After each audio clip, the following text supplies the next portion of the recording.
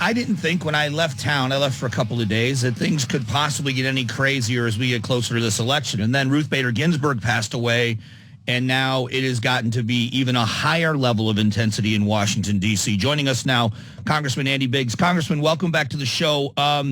Give me your opinions on the president's choice here and him choosing to move forward with a nominee. Yeah, thanks, Mike. It's good to be with you. And so he's got a short list.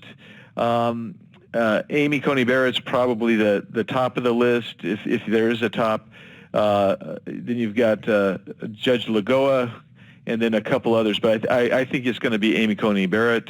Amy Coney Barrett, don't forget they vetted her very closely 2 years ago when Brett Kavanaugh was going. So I think she's going to be announced Saturday when the president comes to the microphone and announces it. When you watch this, because being inside on all of this, being inside what's going on in D.C., you've got the Speaker of the House talking about possible impeachment to slow this down, and then you've got McCarthy saying if she tries to do that, we're going to respond. What's going on in the House? Because, obviously this is a Senate thing to take care of, but what's going on with the Speaker? Well, the Speaker has made it clear that she will do anything she can to derail President Trump having this opportunity to fill the vacancy of Justice Ginsburg. And so she threatened impeachment in response to a question. Well, actually, Stephanopoulos asked the question, and she said, we'll do anything we can, basically. A quiver full of arrows, she said. And so I had introduced a piece to remove her, and Kevin McCarthy and I, and the body basically said, look, if she's going to threaten impeachment, then we have to be ready to just do what we can, and that would be to remove her from office. Okay, so let me be devil's advocate with you, because the American people are concerned about stimulus money, about the economy, about COVID-19 and how we're going to climb out of this economically, keeping their economic heads above water during this pandemic. Isn't there going to be a backlash against both parties not getting something done with that, and yet we're fighting in the House of Representatives about the Supreme Court nomination by the president? Fair criticism, and I'll tell you, there are now 4 different coronavirus relief package bills floating around in the House and the Senate. And I would have, to be honest with you, I thought in the latest short-term spending bill, what we call a continuing resolution, I would have thought that you would see some potential relief in there that basically everybody can get to.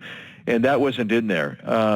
There's actually a 5th bill that's hasn't been formally introduced yet that I know is coming out, and that's to take money that's already, Mike, there's already money that's been appropriated that has not been allocated or distributed, and that's just floating all over the place. And this would take that money and repurpose it and redefine it and get it back out into things like the PPP program. So I know that you have been, obviously, with the Freedom Caucus. The Freedom Caucus has been very fiscally responsible and wanted more fiscal responsibility. Are you not concerned about the lack of oversight with some of this stimulus money, the need to get it out there quickly versus oversight to make sure it's being spent wisely? I think that's the biggest problem with this whole thing, is that there's not been enough oversight, not enough accountability. We immediately started hearing of fraud. And, Mike, I don't know if you saw this, but the Florida Democrat Party took $750,000 of PPP money to help keep their political apparatus going. I mean, you think about that. And so that is not what it was intended to be. And so we have fraud that's out there, and we have added considerable amount to the structural deficit and the national debt.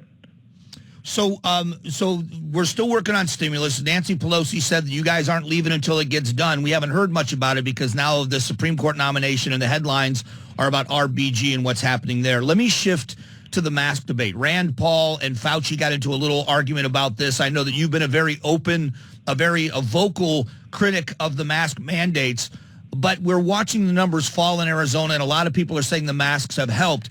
There, in my mind, there's a difference between a mandate and doing the right thing. I'm not saying people shouldn't wear them, but can the government mandate that people wear them? Well, if the government's going to mandate it, it needs to come from the legislative body. So whether it's the state legislature or in Maricopa County, it can come from the county board. That would be I'm not going to say that I like it, but that would be a legitimate legislative addressing. The way they did it would be properly done. It would be up to the people to respond to that, whether they want to continue it or not, and let their representatives know. And I'm with you. If you want to wear a mask, go ahead and wear a mask. I mean, like I say, I keep a stack of mask studies on my desk.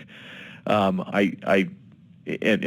getting into the details, I just think that if you force people to wear a mask, just think of the inconsistencies that you create. I just saw a video of a lady getting tased in Ohio because she didn't wear a mask, and the police were trying to take her away out of her son's football game. I mean, these are the types of weird dichotomies, lack of freedom that you get when you impose something like a mask mandate. And I've said it all along. If I'm going to a private business, I get on an airplane, they require a mask. I wear the mask the whole time because they require it. Right. And it's their private business. I'm engaged I'm their customer. I've chosen to be their customer. And so I'll wear the mask because they want me to wear a mask. Yeah, and I'm in the same boat you are. I just traveled, was on the plane, had to wear it from airport to airport. Not a big fan of it, but I did it because it was required. Before I let you go, you and I share something in common, which is a passion for veterans and honoring the men and women that have served. You're doing something for an East Valley veteran, and I think that for a fallen veteran, that I think is very cool. Yeah, Staff Sergeant Alexander W. Conrad paid the ultimate sacrifice, and he was awarded the Purple Heart, and the entire Arizona delegation came together, and we had a bill that passed out of the House yesterday to rename the Southeast Veterans Center to the Staff Sergeant Alexander W. Conrad Veterans Facility. And now we just need to get through the Senate, and I would have thought we'd get it done next week, but I think some other stuff's going to take precedence. So during the lame duck is when this will probably take place. But it's here's a guy paid the ultimate sacrifice for us, and the least we can do is acknowledge that. And I'm pleased to do that and recognize all the other veterans, their families that have sacrificed for our freedom. Congressman, always good to talk with you. Look forward to seeing you in studio once this is all over with. You bet. I'd love to do it, Mike. Thanks.